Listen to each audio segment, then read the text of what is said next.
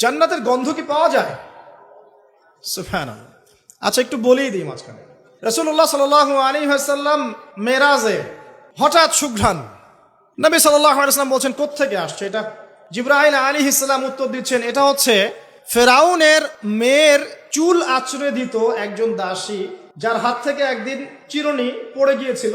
সে বলেছিল বিসমিল্লাহ বলে চিরুনি উঠিয়েছে, উঠে আবার আচরণ শুরু করেছে। এখন এর মেয়ে শুনে ফেলেছে বিসমিল্লাহ বলে উঠিয়েছে।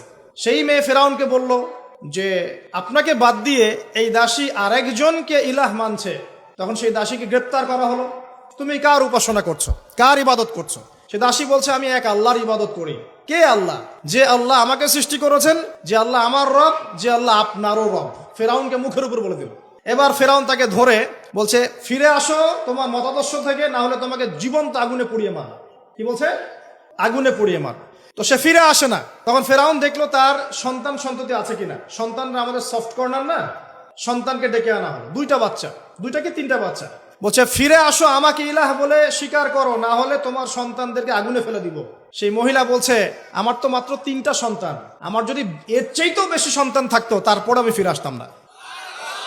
একে একে মায়ের চোখের সামনে এক এক করে বাচ্চাদেরকে জীবন্ত আগুনে পুড়িয়ে ফেলা হলো। শেষমেশ সেই মেয়েটাকেও, সেই দাসীকেও জীবন্ত আগুনে পুড়িয়ে দেওয়া হলো। নবী সাল্লাল্লাহু আলাইহি সাল্লামকে জিবরাইল আলাইহিস সালাম বলছেন ওই যে ফেরাউনের দাসী, অনেকে বলেছে তার নাম আসিয়া, এই নামটা কোরআনে নাই। নবীজি পেলেন তো? অন্য কোন নবী পেয়েছেন? অন্য কোন নবীর ক্ষেত্রে এটা দলিল পাওয়া যাচ্ছে না, কিন্তু নবী সাল্লাল্লাহু আলাইহি সাল্লামের ক্ষেত্রে দলিল পাওয়া যাচ্ছে। আচ্ছা, এটা গেল নবীর কথা। এই ঘটনা ঘটেছে মূসা আলাইহিস সালামের যুগে, আর নবী সাল্লাল্লাহু আলাইহি সাল্লাম ঘ্রাণ পাচ্ছেন মেরাজে। চিন্তা করতে পারেন কত বছর আগে ঘটনা ঘটেছে, আমরা জানতামই না। কিন্তু যদি মেরাজে নবী সাল্লাল্লাহু আলাইহি সাল্লামের কাছে সুঘ্রাণটা না আসতো। সুবহানাল্লাহ। এরপর কি? এটা তো নবীর ক্ষেত্রে গেল। সাহাবীদের ক্ষেত্রে কি হয়েছে? একজন সাহাবী যার নাম আনাস বিন নজর। কি নাম? আনাস বিন নজর। নামগুলো মনে রাখবেন। উহুদের মাঠে বিশাল যুদ্ধ হচ্ছে। আমরা জানি যুদ্ধের মধ্যে প্রথম দিকে মুসলিমরা প্রায় জয়লাভ করেই ফেলেছিল, কিন্তু একটা ভুল, অনলি একটা ভুল। কি ভুল? ওই জাবাল রুমার মধ্যে 50 জন তীরন্দাজ সাহাবীকে রেখে দেওয়া হয়েছে। নবীজি বলেছিলেন আমরা যদি মরেও যাই, আমাদের গায়ের গোশত যদি পাখি এসে খাওয়া শুরু করে, তোমরা নামবে না এখান থেকে। বুঝতে পারছেন? কমান্ড। এটা হচ্ছে একজন নেতার আনুগত্য। কমান্ড, নেতার আনুগত্য কত বড় জিনিস দেখেন। তো যখন যুদ্ধ শুরু হয়ে গেল, হামজা রাদিয়াল্লাহু আনহু সহ অন্যান্য সাহাবীরা বীর বিক্রমে যুদ্ধ করলেন। অল্প কিছু সময়ের মধ্যেই কাফেররা পালানো শুরু করলো। যখন মুসলিমরা বীর দর্পে যুদ্ধ করে, কাফেররা পালিয়ে যায় না? যায় না? মুসলিমরা সবাই ঐক্যবদ্ধ যদি হতে পারতো, কোনো কাফেরের শক্তি ছিল নাকি ইসলামের দিকে চোখ তুলে তাকায়? আজকে আমরা যে বিভক্ত, আমরা বিভক্ত, আপোষে বিভক্ত, বিভিন্ন দলে মতাদর্শে বিভক্ত। আমাদের শক্তি কমে গেছে, হাওয়া বেরিয়ে গেছে। আমাদের যুবকরা এখন পর্নোগ্রাফি, এই গার্লফ্রেন্ড বয়ফ্রেন্ড কালচার, এই মাদক, এই জুয়া, এই জেনার পেছনে ছুটছে। আমরা নামাজ ছেড়ে দিচ্ছি, কোরআন ছেড়ে দিচ্ছি, মা বোনরা পর্দা ছেড়ে দিচ্ছেন। এই জাতি কি বিজয় লাভ করবে নাকি? আগে এই জায়গায় ঠিক করতে হবে, তারপর বিজয় আসবে ইনশাআল্লাহ তাআলা। আর বিজয় যে আসবে, এই বিষয়ে কোনো সন্দেহ আছে? কোনো সন্দেহ নাই। আমরা না পারলে আল্লাহ পাক অন্য জেনারেশনকে নিয়ে আসবেন। ওই জেনারেশন না পারলে তার পরের জেনারেশন পারবে। তারাও যদি না পারে, আমাদের দ্বারা যদি কোনো কাজই না হয়, আল্লাহ পাক অমুসলিমদেরকে হেদায়েত দিয়ে ইসলামে নিয়ে আসবেন, তাদের হাত দিয়ে বিজয় দিবেন ইনশাআল্লাহ। পৃথিবী সভ্যতা শুরু হয়েছিল একজন নবী দ্বারা, ইসলাম দ্বারা। সভ্যতা শেষও হবে ইনশাআল্লাহ তাআলা একজন নবী দ্বারা। সেই নবীর নাম কি? নবী ঈসা ইবনে মারইয়াম। মারা গেছেন না জীবিত আছেন? বহু মানুষ বিশ্বাস করে তিনি মারা গেছেন। আমরা কি বিশ্বাস করব? আল্লাহ পাক বলছেন ওয়ামা কাতালুহু ওয়ামা সালাবুহু, তারা ঈসা ইবনে মারইয়ামকে হত্যাও করে নাই, ক্রুশবিদ্ধও করে নাই। বাল রাফাআহু আল্লাহু ইলাইহি, বরং আল্লাহ তাকে তার কাছে উঠিয়ে নিয়েছেন। তিনি কোথায় আসবেন? তিনি আসবেন সিরিয়ায়। কোথায়? এই যুদ্ধ চলছে তা সিরিয়ায়, দেখেন নাই? আর এখানে লক্ষ লক্ষ মানুষকে মারা হয়েছে, মা বোনদের ইজ্জত নেওয়া হয়েছে, বাচ্চাদেরকে হত্যা করা হয়েছে। এগুলো ইস্যু নিয়ে একটা টু শব্দ করার মতো সৎসাহস হয় নাই। যে ইস্যুগুলো নিয়ে কথা বললে কোনো বাধা বিপত্তি আসে না, সেগুলো নিয়ে ফেসবুক গরম করতে খুব ভালো লাগে। কথা বোঝেন নাই? এই যে কয়েকদিন আগে যে হ্যালোইন একটা উৎসব হয়ে গেছে না, আরবদের নাকের ডগে আরবরাও করেছে না, একটা টু শব্দ করার সাহস হয়নি। টু শব্দ করলে সমস্যা, সাপোর্টটা কমে যাবে। তো তারপরে 2013 থেকে 22 পর্যন্ত ইয়েমেনের প্রায় 3.5 লক্ষ মানুষকে হত্যা করা হয়েছে, যার মধ্যে 60% হচ্ছে শিশু। এই ইস্যু নিয়ে একটা কথা বলার মতো সাহস ঘোমটার হয়নি। আর কি অসংখ্য ইস্যু আছে পুরো মুসলিম বিশ্বে, যেখানে তাকাবেন সত্যিকারের মুসলিমরা আজকে নির্যাতিত, নিপীড়িত। অর্থনৈতিক ভাবে হোক, সামাজিক ভাবে হোক, আপনার পারিবারিক ভাবে হোক, ধর্মীয় ভাবে হোক, বিভিন্ন ভাবে তাদেরকে হ্যারাস করা হয়েছে। এই মাজলুমদের পক্ষে কথা বলার মতো সৎসাহস হয়নি। কোন ইস্যুগুলো নিয়ে কথা বলতে পছন্দ হয়? ছোটখাটো যেগুলো নিয়ে কথা বললে খুব মজা পাওয়া যায়, 2-4 লাইন কমেন্ট করা যায়, কাউকে অপদস্থ করা যায়, কারো ইজ্জত ধুয়ে দেওয়া যায়। বাস্তবতা কি জানেন? বাস্তবতা হচ্ছে আল্লাহ রাব্বুল আলামিন যখন কাউকে কবুল করে নেন, সারা দুনিয়া মিলেও তার কোনো ক্ষতি করতে পারে না।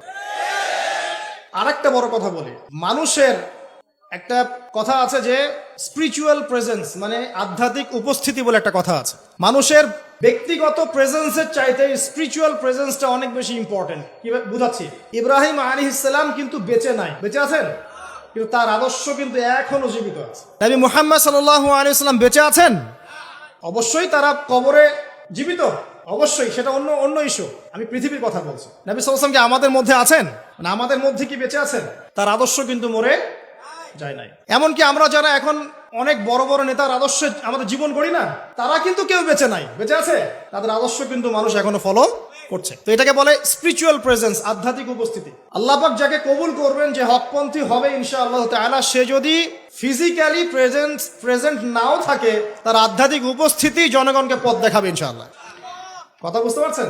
তো বিগার ইস্যুগুলো নিয়ে কথা বলার সৎসাহস হচ্ছে না।